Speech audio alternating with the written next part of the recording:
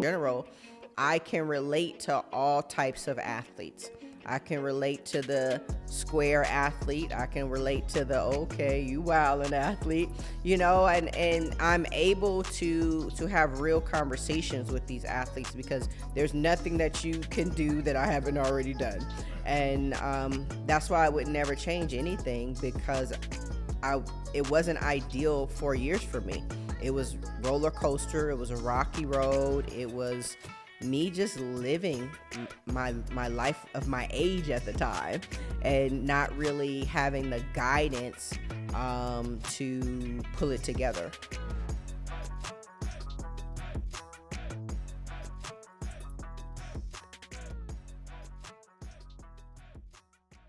Well, we can get right to it. Welcome to the show. The Jet, as I've learned from you, but also from doing research.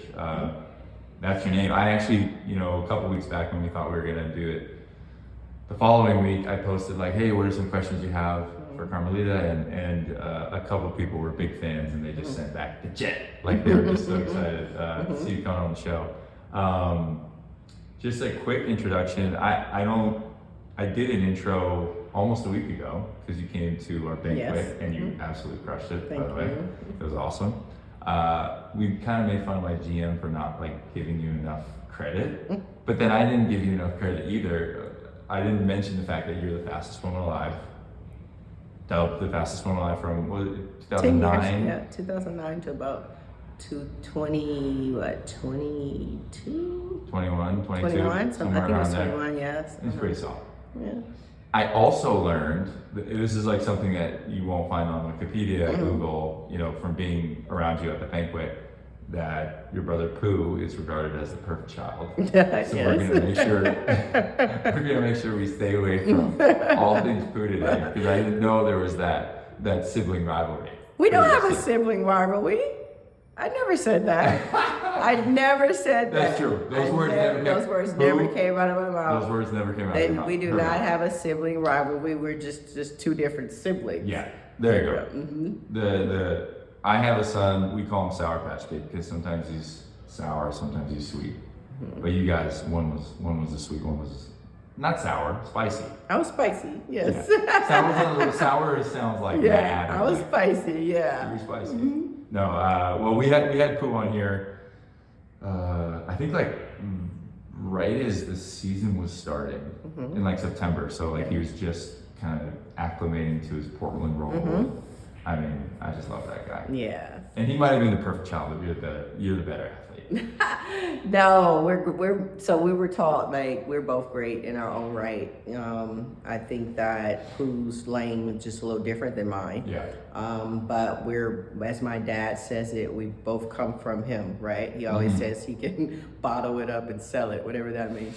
So that's exactly what Dad said. Yes. So no, we were both great athletes. We were just different sports. Yeah. Mm-hmm. You're obviously a very good sister because every time I'm trying to get this divide between you two. Oh, no, never that. But you wouldn't do it. And to be honest though, Pooh loved telling your story. Mm-hmm. He loved talking about I think you started as a basketball player. I did. But you were so quick with the ball, and I think everyone was kind of just drop the ball. Let's see what you can do without it. And obviously, you said, I'm sure it's not that simple, but I really just dropped the ball because I didn't want to be coached by my dad. Yeah. Oh, interesting. So I left that for Pooh. Pooh had to deal with my dad and being in the driveway and getting a belt, tied around your right arm, so you had to dribble with your left, and wearing glasses that stopped you from looking down so you could shoot.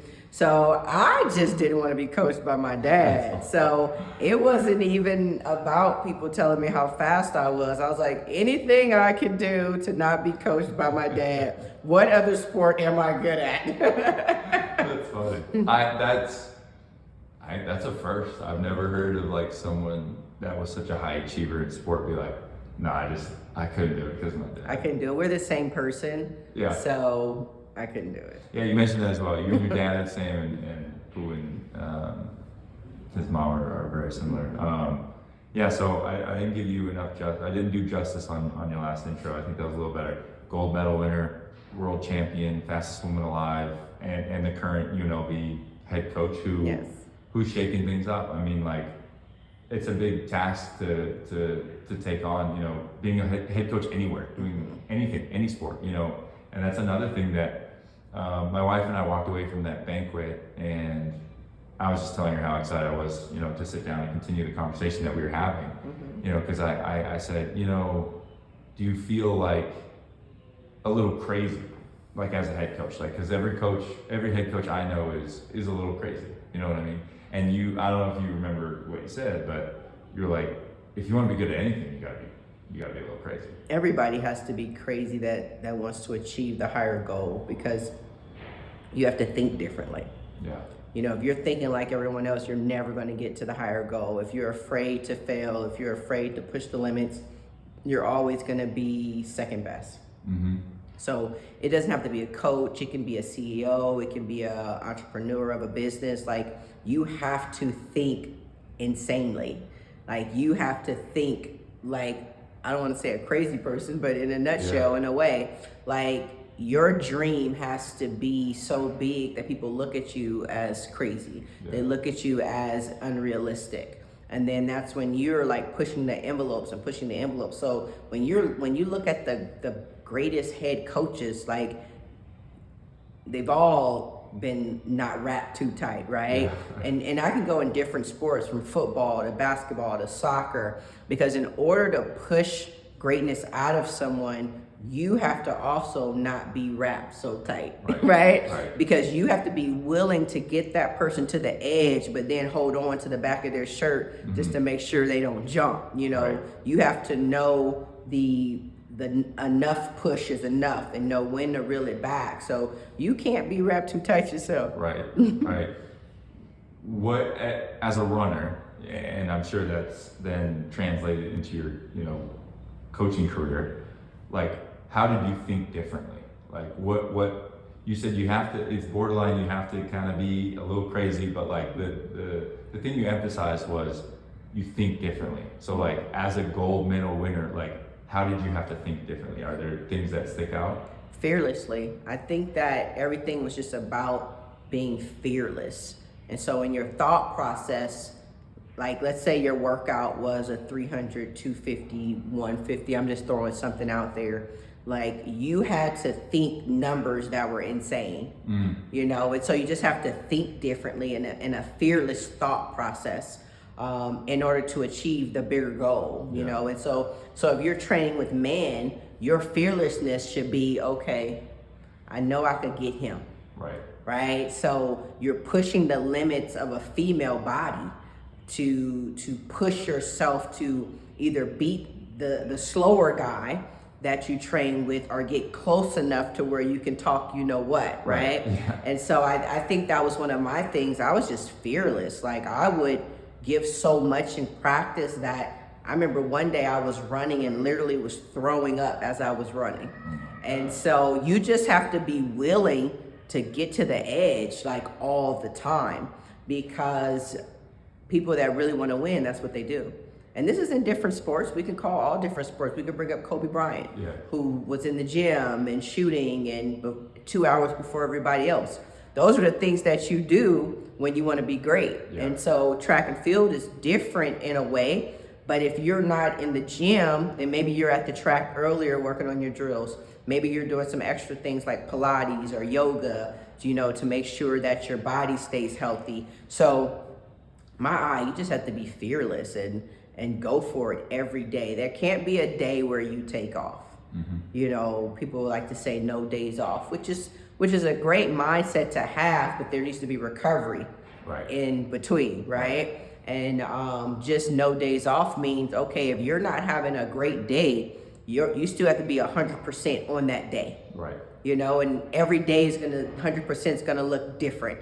Throwing up while you're running, I just like imagine the whole thing, and what, like, an intimidation factor. Like, if someone sees you do that and you're just still putting out an incredible time, like, I'd be scared to go up against. And you brought up an interesting point too, like, every sport has so much overlap, but I'm just like, I'm so intrigued the older I get by like the individual sport.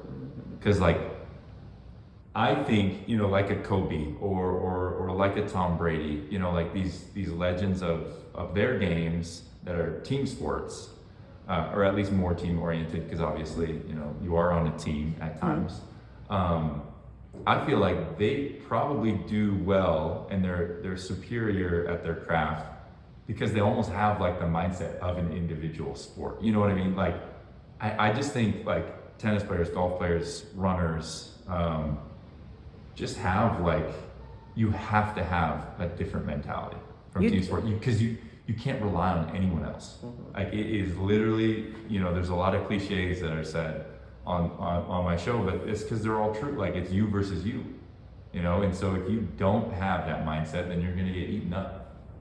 I think that it's really what separates the great from the team player, right? So if you're a great athlete and you want your name to be known opposed to the team's name to be known, then you're going to do the extra everything. You know, you're going to be the Tom Brady, you're going to be the Kobe Bryant, you're going to be, you know, that athlete because you want your name to be said at the end of the day. So you have your team players and you have your stars. And that's just a part of it. You know, some people know their role. Their role is strictly to be a team player. They don't probably think highly of themselves enough to be a franchise player, right? They're just gonna play the role that's expected of them. But then you have people that were born to be franchise players. That's who they are. And that's what they know. And anything less than that is underachieving. My follow-up question is, can a role player become a star player or a franchise player? Like, is it more mental than it is physical capabilities? I think it's 50-50. Because I think everything is also about evolving, right? So you can come in as a role player, and then truly it's kind of based around who's coaching you. Right? Who's feeding you, who's fueling you, who's teaching you, or even your teammates that maybe someone's retiring soon, who's taking you under their wing, who's kind of teaching you some things. So a team player can't become a franchise player if they want to be. Right? You know, some people run away from that because they're not built for it. Those are the one thing nobody can ever teach you how to do is teach you how to be a killer. You're either a killer or you're not. You know, it's either in there or it's not. That's the bar. And that's just it. And so they can help you pull the potential out. But if it's not in your DNA, it's never going to be in there. Man, it's so true. And like, I just think about like every time I watch basketball, like you can see it. After you've kind of been trained in something and like I played with enough teammates and seen enough games and enough film, I feel like, and I'm sure you're, you know, of the same mindset and even more with your experience, I feel like I can spot the killers almost instantaneously. Like there's an aura about them and they're just different, you know? And so one thing, again, just touching back to the banquet, there were like all these things I left the banquet, I was like, dang, like, she gets it, you know, obviously.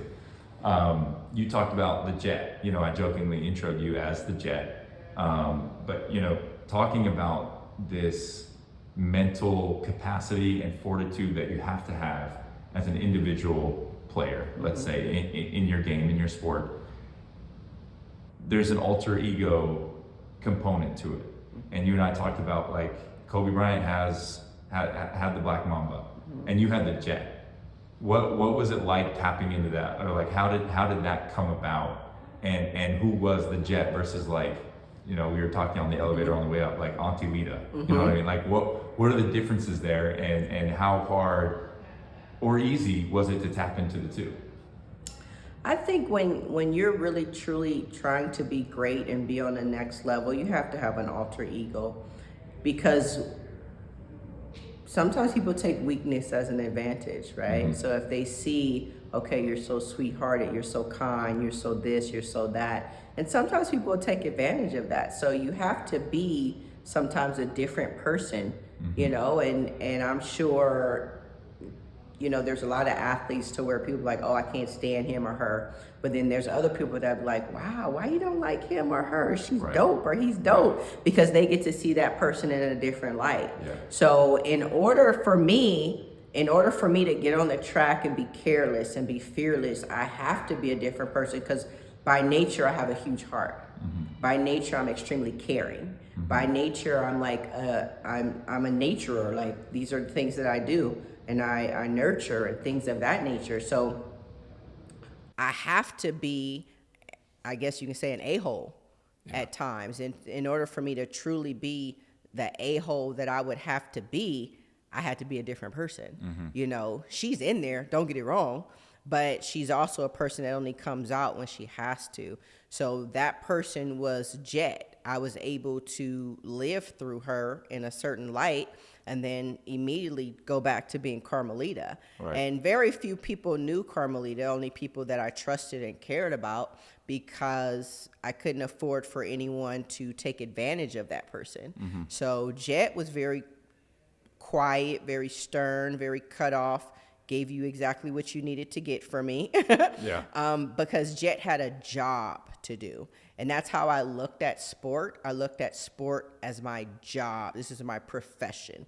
When you catch me on another day and I'm away from the track, then okay, you have Carmelita. She likes to have a little fun. Let's go out. Let's hang out. Come to my house. Let's cook. Oh, let's go shopping.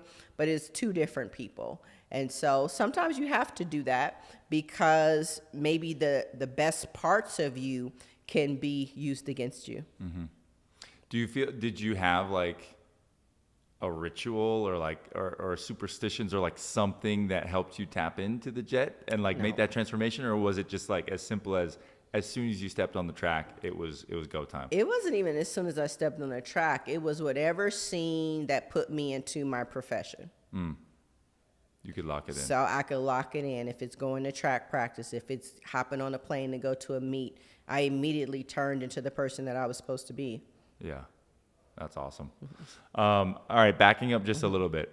You went to Cal State Dominguez, and this is something that we didn't really touch on. You touched on it a little bit, but it wasn't a direct question we asked when we were together last week at the banquet.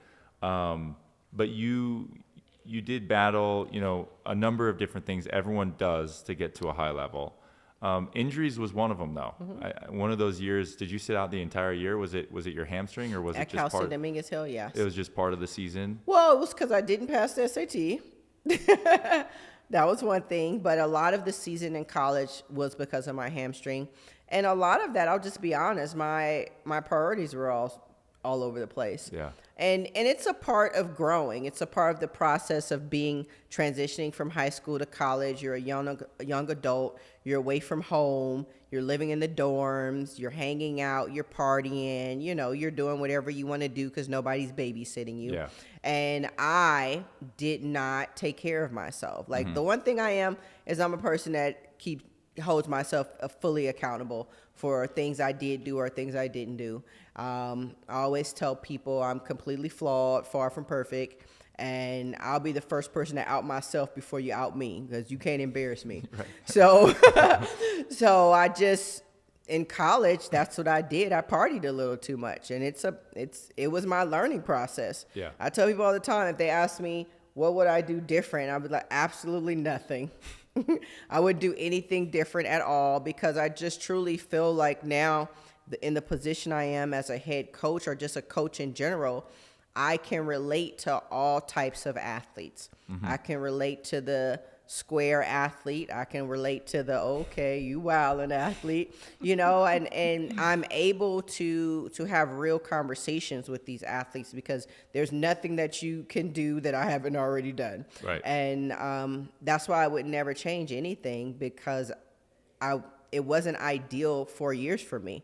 Yeah. It was roller coaster. It was a rocky road. It was me just living my life of my age at the time, and not really having the guidance to pull it together. Now you're on the total other side of it. Now you can be that guidance.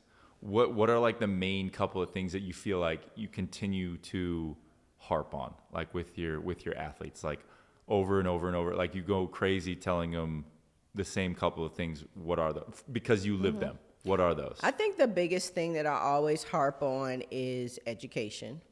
You know, I really try to get them to understand, let's graduate in 3 years and start our masters. Bachelors are great, but they kind of mean nothing nowadays because everybody has a master's. So I'm constantly preaching education. I preach that more than I preach running or jumping far or fast, is because that's can be taken away from you if you get hurt. Like a degree can't be taken away from you. It's yours, right? It has your name on it. It's forever yours. So that's one of the things I always preach is, okay, academics. What are you going to do when track is over? Like, what's life after that? I say school should be first, track should be second. So I'm constantly preaching track. You know, another thing I'm always preaching to is, you know, make sure like you're watching out of the stuff that you're doing, because when in my era we didn't have social media, right? In my era is you did whatever you want to do and everybody would just talk about like, did you see? But now it's like recordings, and when it's out there, it's out there. And my biggest thing is I'm always trying to preach to them like, okay, when it's out there, it's out there. So whatever you choose to do with someone or around, like just know it's gonna follow you. So those are the two things that I kind of always stress is, you know, you only get one name, you know, and the last thing you ever want to be is a liar or a cheat or a thief. You know, those are like the two things you don't want, because it just sits on your name for the rest of your life. Going back to, okay, you had a roller coaster experience in college. You did have some injuries. Was there ever a point where you thought you'd quit, or you just thought this was too much? Of course. Not college-wise, because I was still just having fun. You know, you're having fun, you're living off your financial aid, so you think you're balling. So quitting in college definitely wasn't happening. But I think after college, I wanted to continue running as a semi-pro, I guess you can call it. And it just wasn't going in the direction that I had kind of wanted it to go. And I'm a realist. I'm like, all right, I got bills, I got this place I'm living in, I got this car, so I need to figure out what I'm gonna do ASAP Rocky. And I decided to join the police department because I had a degree, so then I would start off at over 65, almost 70, and I was just thinking like, okay, let me just get a job with benefits. I couldn't find this anywhere. And I went all the way to sitting in a room with 3 detective women. And all they had to do is pretty much walk me through the academy to the academy. I passed everything else with flying colors. And you passed the everything. The running thing. I passed pretty good. Well, no, not that part. I'm talking all the testing. All the testing. Yeah. And that's been the biggest joke in my family. Like, how did you pass? And I'm like, I know, right? But I passed everything, and one of the detectives said she couldn't put me into the academy. She said, because when you talk about track, you light up. Really? And she said, you have a year, because you get a year in between your application. And she said, if it doesn't work out, come back. And I left out of there mad as you know what, trained like a monster for the next 4 months, and made my first team. Wow. So it's definitely crazy. And that just goes to say, when sometimes people see things in you that you don't really see in yourself. And she saw that I was willing to give up because it just wasn't going as planned. But she didn't allow me to, which I'm forever grateful.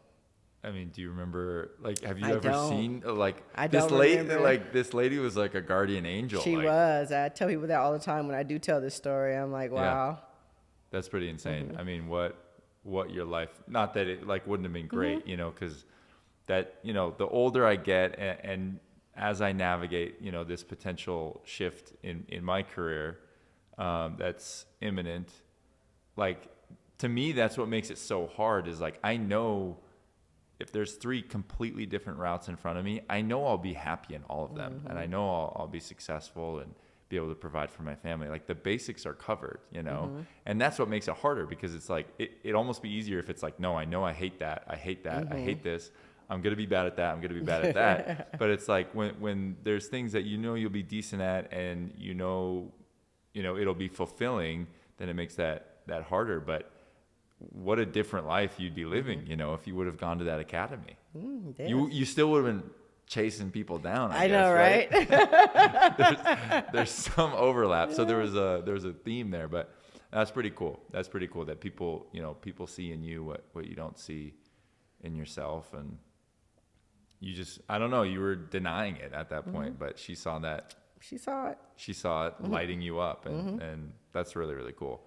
Well, I'm glad she did it. You went on to win. Check me on all these.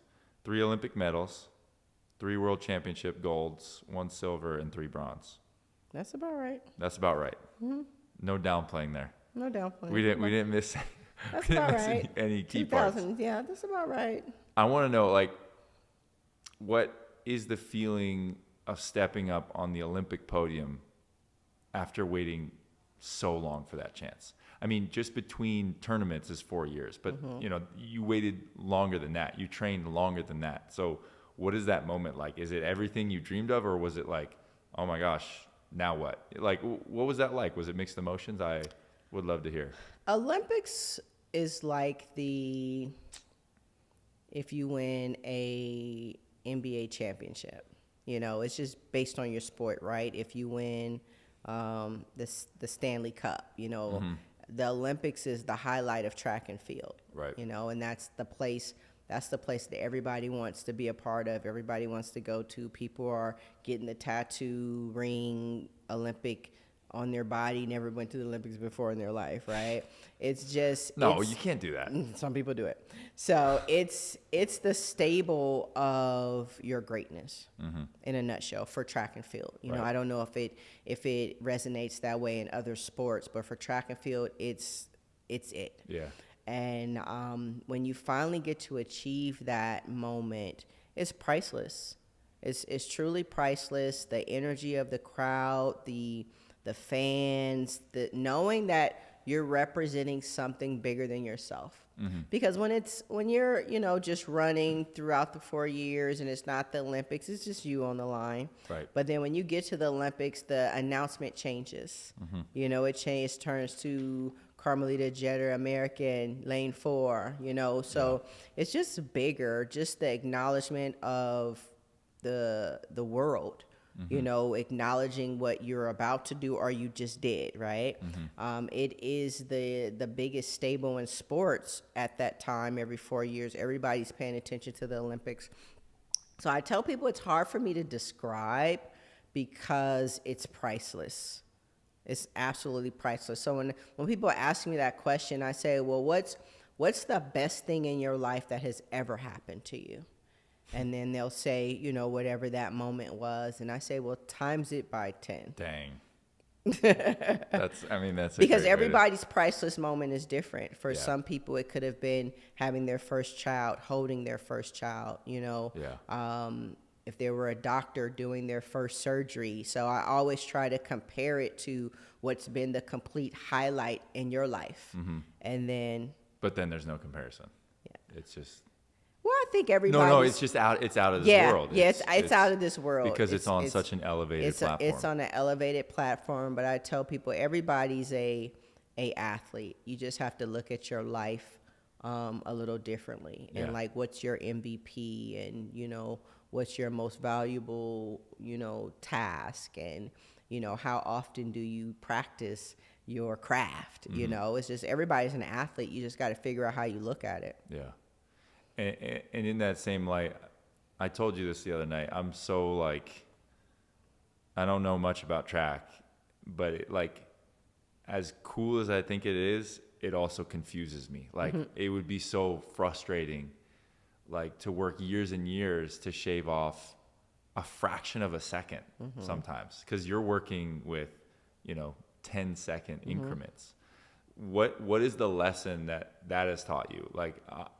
I'm sure patience is one of them, but that probably doesn't even go deep enough. What is the lesson in that it could take months, it could take years to even improve, marginally, but that's the difference. I think the biggest lesson in track and field, one is patience. B is trust. If you don't have trust in your coach or trust in your team around you, which is your agent, your strength and conditioning, the person that helps you with your nutrition, then it's not going to come together. Yeah. It has to be, sometimes people think it's me, I, and it's not. So the biggest thing is patience, trust, and knowing that it's going to take a collective of people for you to get to that mark. It's just not going to be you. Right. Those are pretty much the biggest things that you learn as you're going through the transition of trying to compete at the highest level and drop the times that you need to drop.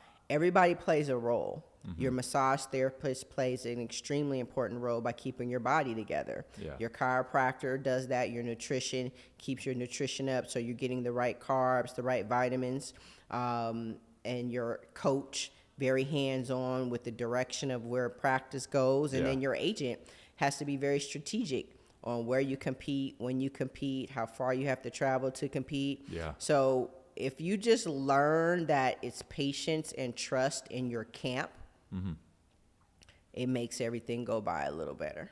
Oh, that's pretty cool. And again, going back to like, you're on a team, but also not on a team, like this weird duality of that reality, which is track. What's that dynamic like? Like with Team USA, you did win a gold in a team setting, but there are also moments throughout your career where you're competing against those same women, you know, and the USA is one of the best, if not the best, you know, in the history of this sport. You know, I asked the same question to a gymnast who competed for the USA, and she was basically the last cut for 2 or 3 different Olympic cycles by, you know, her teammates who are also representing the U.S., and it's because the U.S. is so good that she can't be in the Olympics, you know. So it's kind of this interesting dynamic. Like, what was that like? Because you have to kind of work together, and you also are cheering for them because they're from the same country. But then, like, you got to be you, and you got to win too. I think at the end of the day, once you make the team in an individual event, it makes the stress and the tension a little different for the relay. If you're an athlete that didn't make it in an individual event, then maybe your energy could be a little different because you feel some type of way because you didn't make it in an individual race. Right. I feel like all the athletes that have made it in an individual race, the relay was a bonus. Right? The relay is just, okay, that race at the end that I get to run. Yeah. Because before that, you have the races that count towards your contract, towards your rankings, towards your name. Right. And then the relay is supposed to be fun. Right. And so when you look at it that way, that's where it's easier to be an individual and then a team sport. Yeah. The reason why I was always taught from my coach that the relay is last and you put your energy to that at the end is because if you're anchor leg and you never get it, then you never run it. Right. But if you're basing your whole championship on a relay, then you've already lost. Yeah. That makes sense. Wise words from a wise coach, I guess. All right.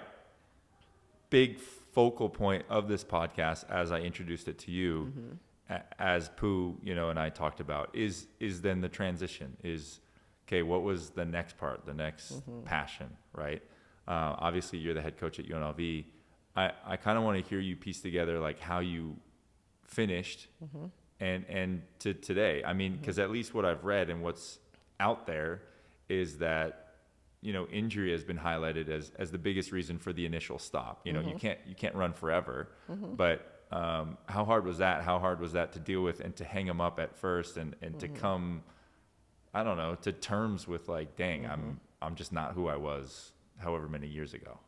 Well, at the end of the day, Father Time always pops up, you know, regardless of what sport you're in, Father Time is going to pop up. For me, I tore my quad in 2013.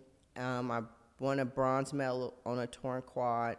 And then I had to get surgery, and my body just didn't bounce back as correctly. I was a power runner. So in order to be a power runner, you have to really pound it to the ground. And my quad just wasn't allowing me to do that. I was still on contract, so of course, you know, I'm going to try to figure out how I can make this work. I'm flying back and forth to Munich, Germany, to see Dr. Mueller, who was pretty much just trying to put my body back together for me. And I did everything in my power to come back. And my body just wasn't allowing it. And in 2016, it was the Olympic trials, and I kept getting hurt. My quad just kept re-tearing in a nutshell. Jeez. And so I called my agent, and it was the day before I was supposed to get on the plane. I was like, oh, I'm not going. And my shoe company wanted me to come and sing and kiss the babies and do all that wave stuff. And I said, I'm not doing that either. Yeah. Okay. I don't want the pity party. I don't want any of that. I had an amazing career. For me, it wasn't hard at all to walk away, because when you've been great, you're not going to accept somebody beating you that has absolutely no business beating you. But it's not because they're talented. It's because you're down, Yeah. And when you've set your career at a high mark and you've achieved so much, you can walk away. I think it's people that haven't gotten a chance to get to where they felt they should be are the ones that hold on and can't let go. I had no problem with letting go. My career was amazing. Yeah. So that wasn't my issue at all. I was like, okay, what am I do now? Well, I had been so structured for so many years. I said, well, I'm going to do nothing for a little bit. Yeah. And then that got a little boring, right? Yeah, I was going to say that probably. Yeah, but it was great. I barely know you. That seems like it would drive you crazy. It was great for a minute. Yeah. But I was okay with walking away because I did so much. Yeah. And I wasn't chasing anything. There was nothing for me to chase. Right. And so I just decided I was going to work with my agent, Total Sports. And I started working with Total Sports and working with the athletes that was on board and traveling. And then I ended up helping athletes and working with athletes. And I just decided one day, mind you, I never wanted to be a coach. And I said, I think I'm going to start coaching. And it was about August. All the jobs were pretty much gone because, most jobs are starting Cyclical, starting to get, filled in May and June, and here it is August. And so my agent found me a job opening, and I took it. That was Missouri State? That was Missouri State. It was in Springfield, Missouri. I'm from LA, so it's definitely very different. And I loved it. I loved it, though. When people always ask me, I always say that's probably been my best job. Really? The Missouri State one? The Missouri State has been my best job, hands down, because I had a great head coach, Jordan Fife, who just let me be me, and I enjoyed the process. Like, I enjoyed coaching those young women. I enjoyed being in this small town and speaking at these events and doing so many things that it just brought me back to peace, So that was hands down my best job, Missouri State. And then they paid for me to get my master's. Awesome. And then after Missouri State, I went to Alabama. And after Alabama, I didn't have a job. I was just trying to figure out, I left Alabama and wanted to do something different, like in a different place. And then I ended up with 4 job offerings, which was like, oh, okay. Yeah. And I ended up coming back home to University of Southern California. Yeah. And then I had the opportunity to go to UNLV. Yeah. And it was a no-brainer. I always wanted to be the captain of my own ship. Yeah.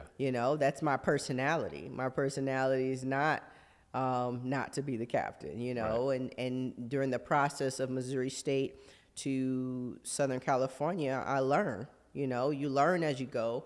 You learn the good, you learn the bad, you learn what to hold on to, you learn what not to do. And as I'm learning and becoming a better coach and being more knowledgeable on the administration part, right. I knew, okay, I can do this now. It's my turn. Yeah. So getting the job at UNLV from AD Eric Harper, I said, okay, let me show this AD what I could do. Yeah. So it's been exciting, but it's been something that I was ready for and waiting for. It took me 5 years to be a head coach, and some people are like, oh my gosh, you did it so fast. And I tell people all the time, it's not that I did it so fast, I just made the right moves. Sometimes people, like, nobody would have took the Missouri State job. I was getting paid peanuts. Yeah. Right? But I know everybody's living situation is different also. Everybody's household situation is different. sure. So I wasn't in a position where I couldn't do moves that I wanted to make. Yeah. I was in a position where I could take every move that I actually wanted to make. Right. And that's how I was able to really just jet through so fast, because I didn't have anything holding me back from making those quick moves and packing up a house and moving somewhere else and moving somewhere else. There was no, okay, I have kids, they can't leave. I have a husband, can't move, can't do that. I didn't have any of that. So that's why my transition was able to go so quickly, Right. because I knew my window was going to be short. And for me to truly capitalize not only on my name, but the work I was doing, I had to be ready to strike when I needed to strike. Mm-hmm. That's like another common theme we talk about a lot on this podcast, and what coaches and former athletes like almost plead with current student athletes and pros as well, but mostly student athletes, especially with the landscape of college sports right now is insane. There's a lot of opportunity. There's a lot of ways to connect. Athletes are encouraged to figure out who they are outside of the court and explore those things and even monetize them. So is that something, you talked about education is number one, with your athletes. Is that, you said my window is only this long and I have to capitalize on my name. Is that another conversation that you have with these women? Like, hey, reach out to people, like do things while you're here and you have a name, invite them to meets, like whatever it is, like find a way, because people want to work with athletes. And so that's something that I hear a lot, and something I didn't do enough as a college student, and I kicked myself for it. What's like but when you're a kid, you just don't see the necessity. You don't want to be uncomfortable in that way. They kind of get used to being pushed on the track, right? They get used to. I'm sure there's someone in the bunch who can like imitate your voice really well. Like, There's a lot of them that they love doing that. They know exactly what you're gonna say, exactly and they what get to say. used to being pushed physically. But then it's the little bit of effort off the field, off the track, that I think is usually met with the most resistance. Have you found that to be true, or are they pretty receptive to that part of it as well? I think my athletes are pretty receptive to the bigger picture. That's cool. And everybody's not receptive to the bigger picture. Sure. And now times are much different than when I was competing, right? You didn't have all the resources that you have. And so as a head coach, I actually make a lot of resources mandatory. So at UNLV, for Austin money, you have to go to certain workshops and things of that nature. Oh, very cool. So what I do in my program is I make those workshops mandatory. So then not only at the end of the day will you get Austin money when you graduate, so you could leave UNLV with $5,000 to $10,000. And that's great as a senior. Like you're graduating, you actually have money in your pocket. Yeah. So I think for them, if that makes sense. Yeah. So I'm already thinking ahead, like what you can do with this money when you graduate, and at the same time, go to these workshops and learn more and learn how to be a better person, how to socialize better, how to do interviews better, what internships you can go to. So I'm constantly pushing them to do these things because they might not do it on their own. Yeah. They don't talk about it on TikTok, so nobody's going to do it. TikTok is like people's encyclopedia, right? Now, which is crazy. It is useful though. Every once in a while, I won't lie. I'm on there sometimes finding recipes or whatever it is.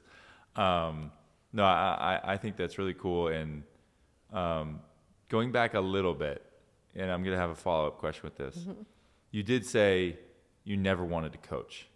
What were the reservations? What were the hesitations? Like, why? What did you see as an athlete that made you go, no, I would never want to do this? That obviously then changed. Well, just competing on the stage I had been competing on, and training groups I had been in, and just seeing the personalities of different individuals and the interactions that they would have with my coach, and maybe some of the disrespect that I had seen from athletes that weren't appreciative and was quick to throw someone under the bus, or quick to make it to where he didn't do this right, that's why I didn't run. No accountability being held. Yeah. So I really just took my seeings of things as I competed throughout the years, and I just was like, oh gosh, I never want to be a coach and have to put up with this, right? Or even me, I wasn't the best athlete to train. There would be times where me and John wouldn't even speak. I would be so mad at him. Wait, for what though? Like because of maybe the lost, workouts he was putting maybe through? I lost a race, or maybe I was upset, and it's a part of the growing process, right? And the live and you learn thing. And so that's why I never wanted to be a coach, because I'm like, if I coach somebody that act like me, oh my gosh, I might pop them in the throat. And then it's just, now I can see why John Smith had so much patience, and he was so calm. And, he knew what to say, when to say, what not to say. And now looking back, because I'm a coach, I'm like, gosh, he's a genius, And so, but that's why I never wanted to coach. I just saw the characteristics of so many ungrateful people that I just didn't know if I wanted to be in that environment. Yeah. Mm-hmm. No, I mean, that's really cool. I feel the same way. I was so scared of my high school coach is my favorite example, just because he was a no nonsense. Like we all had to have like no facial hair, buzz cut. Like we were in the military. Okay, that sounds like it. Yeah, and yeah, you don't appreciate it. It's just one of those things. That's what life teaches you. That's what experience teaches you. I have these conversations with my parents now too. You take so much for granted as a kid. I was raised in an amazing environment and a home where I was loved and provided opportunities, and I thought my parents were the worst, like so many times. And then now I just have two little guys, and it's like, how do you do this successfully? You know what I mean? So it's always funny hearing people say that, like, John Smith is a genius. And like there were days where you wouldn't even talk to him, So the growth also in yourself, to recognize that is cool. All right, last kind of question before we'll just finish with a rapid fire. I'll just ask you some quick questions. I wrote this one down. You've collaborated with Nike on breast cancer awareness campaigns. You became an ambassador for the Susan G. Komen's California Circle of Promise initiative. You've run and facilitated track and field camps and clinics for youth all over. And now I would throw coaching in there as well, because you're giving back. These are all forms of giving back. Why is that so important to you? And why should it be for athletes of any level and age? Well, breast cancer was really important to me because I lost my aunt in 2009. We lost her in 2012. So for me, that's my give back to her. Yeah. To keep her spirit alive, to keep her name alive, I would do all of those things. And it helped me really just get through the hurt and the pain that I was feeling. And even now for me as a coach, I'm constantly making sure that my ladies do talks at elementary schools, read books at elementary schools, do small things. They were part of Girls on the Run, which is an organization for young girls, and they led the warm-ups and they led the drills and things of that nature, because we have to remember the whole purpose is to take somebody with us, right? Or give somebody the light to where they know what they want to do with themselves, and sometimes as athletes we forget that, like it can't stop with you, and sometimes people only want it to stop with them because they don't want records to be broken or they don't want things of that nature. But you have to bring somebody up when you're about to leave. Okay, bring up a few. If you're looking at younger athletes and you're motivating them, okay, give them the motivation to be a better you. And so I feel just strongly about that. Like, okay, will there ever be another Carmelita Jeter? Probably not. But how about you be the best version of you? And if that runs past my times, then great, let's go for it. So I just think it's the individual. For me, I have to be a part of things that are bigger than me. If not, I just don't feel fulfilled. I feel like I failed in a way.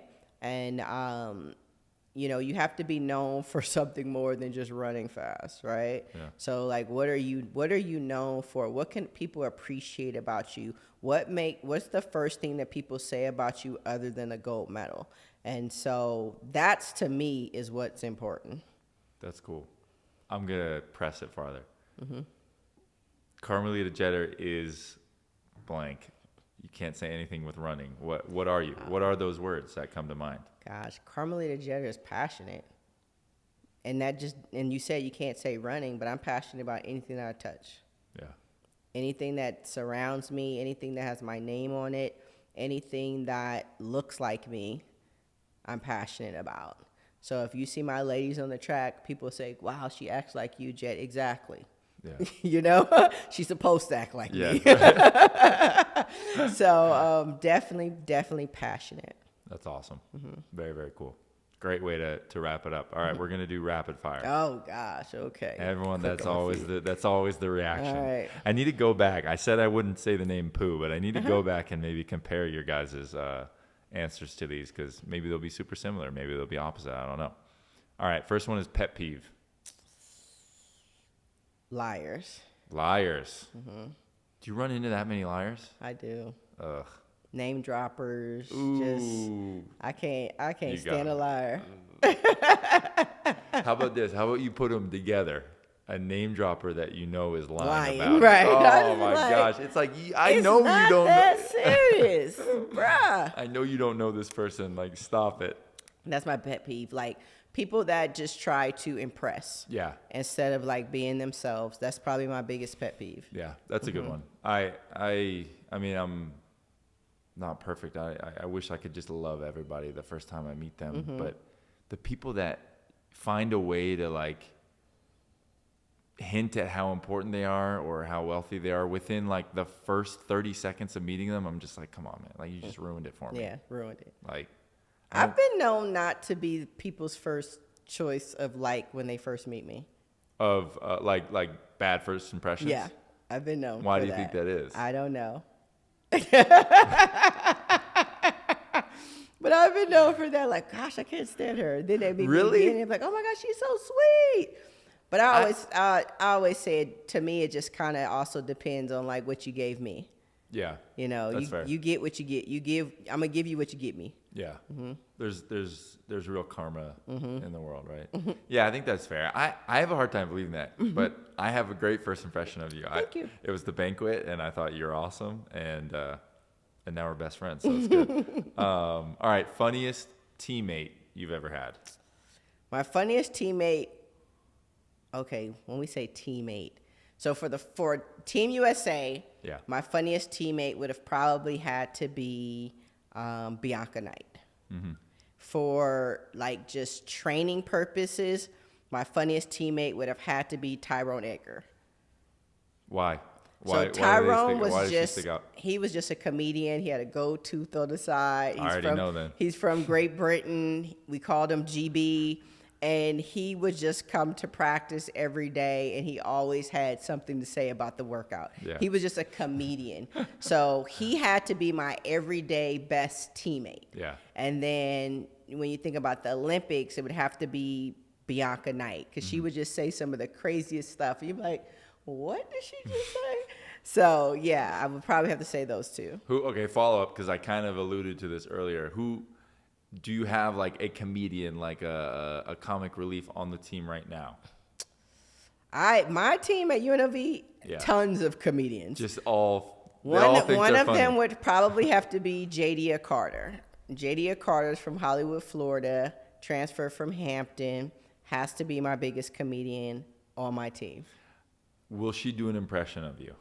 Yes, she will. Okay, if she does, or if she did, what would she be saying? Like, what are the things that you know she'll go to? What are your go-tos that you know will be her go-tos? Jadia will probably talk about what I do when I first get to practice. How you feel? You all right? All right. How you feel? Your leg hurt? Oh, you be fine. Like, she would do that. She would do the impression of me going down the line, and she always says when I get to her, I never care. And I said, I always care, JD, but I know half the times you're full of it. Yeah. And so she would definitely do Coach Jet's impression of asking everybody how they feel. That's hilarious. I'm going to have to track her down and just FaceTime her or something. That's hilarious. Okay, walk us through a moment. I maybe it's the Olympic one that we touched on earlier, but like a moment or a race in a positive light that will live rent-free in your head forever. Like the one when people are like, man, what was it like running or having a career like that? The first thing that comes to mind, what is it? So probably 2012 relay 4x1 anchor leg. I absolutely don't remember. I remember the gun going off and Tiana Madison running. I remember watching Allison Felix. I didn't really get to watch Bianca because I had to get ready and centered to get the stick. I actually don't remember getting the stick. Wow. I did not come to until maybe 75 meters. Really? And then I kind of saw that we were in the lead, but I was in such tunnel vision. Yeah. Everyone asked me, like, was that a PR move for you to point at the clock? I said, no, I honestly didn't even know I did it. Wow. you were blacked out? Like I was blacked out. I was running outside of my body. Wow. Just so in the zone. So in the zone. I remember, and then even after the race, you see me like screaming and so emotional. And I couldn't tell you that I did that unless I watched it. That's wild. I just got goosebumps. That's crazy. I've never experienced anything like that. That would be wild. Out of body experience is true. If anybody ever says like if they played a game and they went up for 40, they don't know how they did it. They had like an out of body experience. I'll be the first person to say I so believe it. Wow, that's pretty cool. When did you come to when did it hit you that like you had just done what you did? When I ran the whole curve after I crossed the finish line, then it was like I woke up. Wow. That's pretty cool. That's really, really cool. That's a good one. You might have just blown all the other guests out of the water. No offense to those listening. All right, two more. Most fun place to visit in all your travels. I mean, like you Monaco. were just... Okay, there you go. I was going to say, you were pretty casual about like, oh yeah, I was flying to Germany to see Dr. Mueller. Like you've traveled and track and field travels. Like world championships is a big thing. So you've been all over and Monaco's number one. Monaco's number one. We would base in Monaco for 2 weeks. Oh, yeah. That's nice. And I would go shopping, and it was always so funny because my agent would come into town because it's always a meet there. Yeah. And the meet was you stayed at the hotel where they shot the movie Casino. Yeah. And so the Prince of Monaco would come to the meets, and we would have dinner with the Prince. And it was the funniest part about my trips to Monaco. I always say this. Is everybody always knew where my room was because I ate lamb chops a lot. And so you would see the plate outside my door, lamb chops. And everybody like, oh, Jet, you're in room such. And I'm like, yes, why? We saw the lamb chops in front of the door. That was your calling card. That was my calling card. And then the other funny thing was my agent, we would, I would always like to go shopping. And so he'd be like, oh, you're going to go shopping? I'll go with you today. Because he always would get his wife some nice stuff or something. And every year we would go to Monaco, and every year they would see me with this man.